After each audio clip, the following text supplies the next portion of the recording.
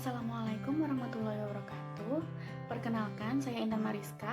Hari ini saya akan menjelaskan mengenai salah satu intervensi keperawatan, yaitu pemeriksaan AGD atau analisa gas darah.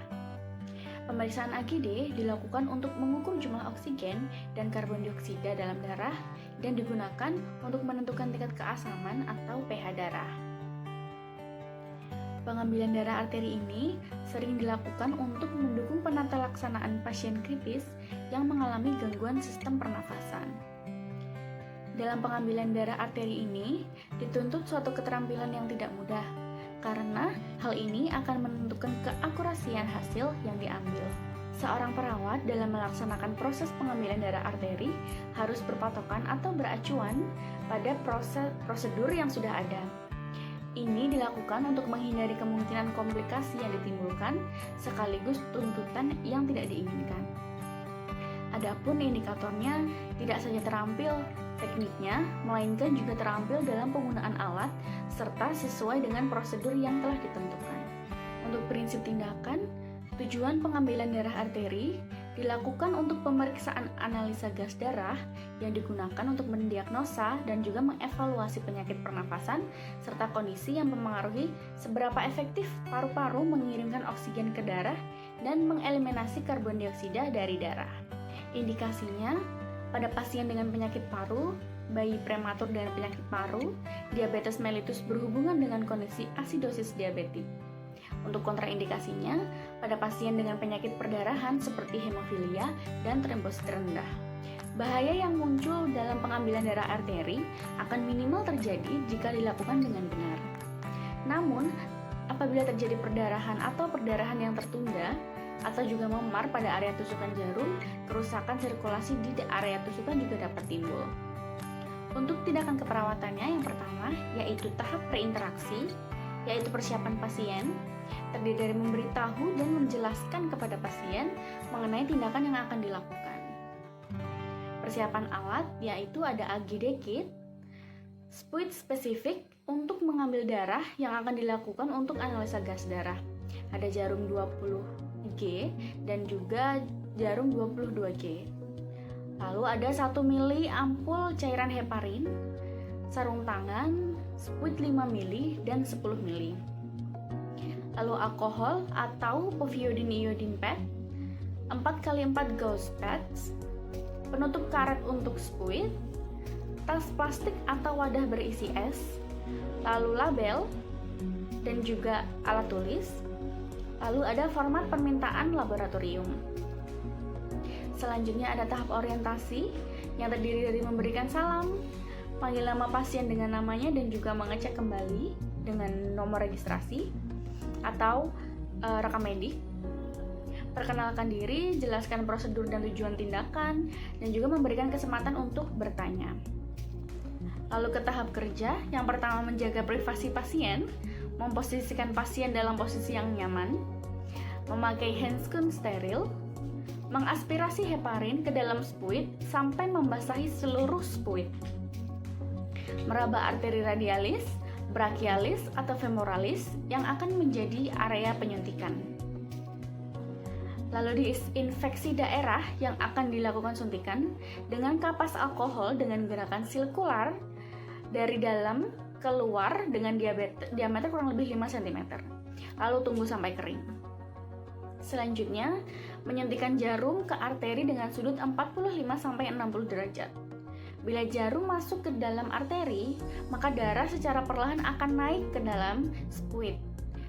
Hal tersebut mengindikasikan bahwa darah yang diambil adalah darah arteri.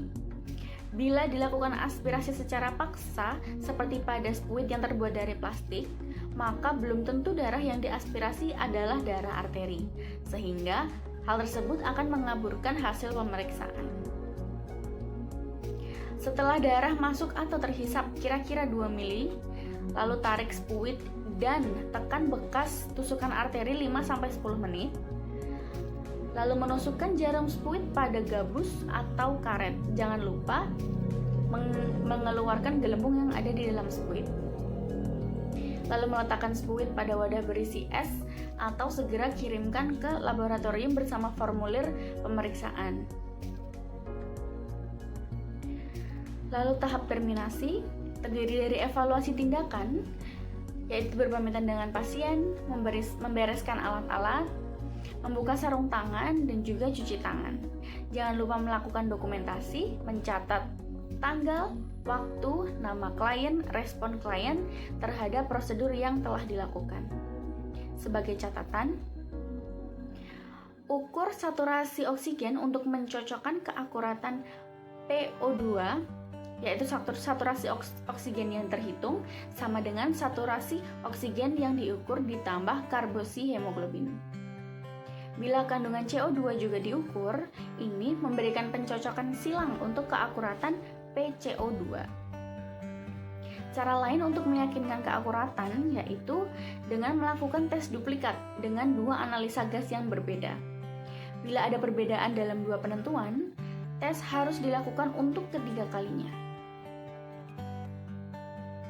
Petugas yang melakukan analisa harus melaporkan adanya kecurigaan bahwa hasil tidak benar apabila terdapat gelembung udara di dalam spuit darah, saturasi oksigen yang dihitung tidak sesuai dengan saturasi oksigen yang diukur, kandungan CO2 yang dihitung tidak sesuai dengan yang diukur. Faktor-faktor yang perlu diperhatikan dalam penilaian PaO2 ada umur. Sebagai contoh, untuk bayi baru lahir, PaO2 normal berkisar antara 40-70 mmHg. Lalu ada posisi. Normalnya perubahan posisi dari duduk ke berbaring akan menyebabkan penurunan PaO2 5-10 mmHg. Lalu ada konsentrasi O2 inspirasi atau FiO2. Setiap kenaikan 10% FiO2 akan diikuti dengan kenaikan PaO2 kurang lebih 50 mmHg. Lalu ventilasi alveolar, PaO2 berbanding terbalik dengan PaCO2. Hipoksemia adalah suatu keadaan di mana PaO2 kurang dari 80 mmHg pada orang dewasa yang bernafas dalam udara kamar setinggi permukaan laut atau SaO2 kurang dari 90%. Untuk kasusnya, inisial klien yaitu Nyonya M dengan nomor registrasi C76 sekian dengan diagnosa medis infark miokard akut. Umumnya infark miokard akut didasari dengan adanya arteriosklerosis pembuluh darah koroner. Nekrosis miokard akut hampir selalu terjadi akibat penyumbatan total arteria koronaria oleh trombus yang tidak stabil dan sering ruptur. Kerusakan miokard dari endokardium sampai epikardium menjadi komplit dan irreversible dalam 3-4 jam. Meskipun nekrosis miokard sudah komplit, proses remodeling miokard yang mengalami injuri terus berlanjut sampai beberapa minggu karena daerah infark meluas dan daerah non-infark mengalami dilatasi. Setelah terjadi infark miokard akut, daerah miokard setempat akan memperlihatkan penonjolan sistolik. Dengan akibat penurunan ini, sekuncup atau stroke volume dan peningkatan mekanisme akhir sistolik dan akhir diastolik ventrikel kiri. Tekanan akhir diastolik ventrikel kiri dengan akibat tekanan atrium kiri juga naik. Peningkatan tekanan atrium kiri yang lama akan menyebabkan transudasi cairan ke jaringan interstisium paru. Akibatnya, terjadi kerusakan membran alveolar paru yang berpengaruh terhadap proses difusi dan mengakibatkan adanya gangguan pertukaran gas. Untuk analisanya, yang pertama terjadi arteriosklerosis, lalu aliran darah ke jantung akan menurun, lalu oksigen dan juga nutrisi akan menurun, sehingga suplai dan kebutuhan oksigen ke jantung tidak seimbang. Lalu suplai oksigen ke miokard turun yang mengakibatkan sesak. Untuk diagnosa keperawatannya, yang pertama ada gangguan pertukaran gas berhubungan dengan kerusakan membran alveolar. Data fokusnya untuk data subjektif, klien mengatakan sesak, klien menolak saat nasal kanul diganti non-rebreathing mask karena tidak nyaman. Untuk data objektifnya, klien tampak terpasang nasal kanul O2 3 liter per menit. Hasil pemeriksaan fisik paru-paru, yang pertama ada inspeksi, frekuensi napas klien 45 kali per menit, irregular, napas pendek, cepat, dan dangkal.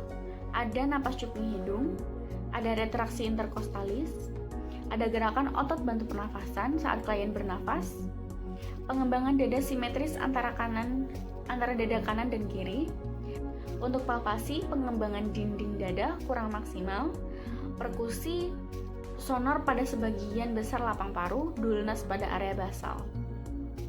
Auskultasi, terdengar suara dasar vesikuler dan terdengar rongki basah pada area basal paru. Hasil pemeriksaan penunjang torak AP terdapat gambaran edema pulmonum. Untuk prinsip tindakan keperawatan steril, darah yang diambil harus darah arteri. Tindakan yang dilakukan secara tepat dan benar, tindakan dilakukan sesuai dengan indikasi atau advis dokter. Untuk evaluasinya, klien mengatakan masih sesak. Untuk objektifnya, sampel darah arteri didapatkan sebanyak 1 cc. Hasil analisa gas darah, PO2 54 mmHg menurun, PCO2 26 mmHg menurun, pH 7,35 normal, HCO3 14,1 mmol per liter menurun, BE minus 9,7 menurun. Saturasi oksigen 98%. Kesimpulannya, asidosis metabolik terkompensasi penuh. Tujuan pemeriksaan tercapai, tetapi masalah klien masih teratasi sebagian.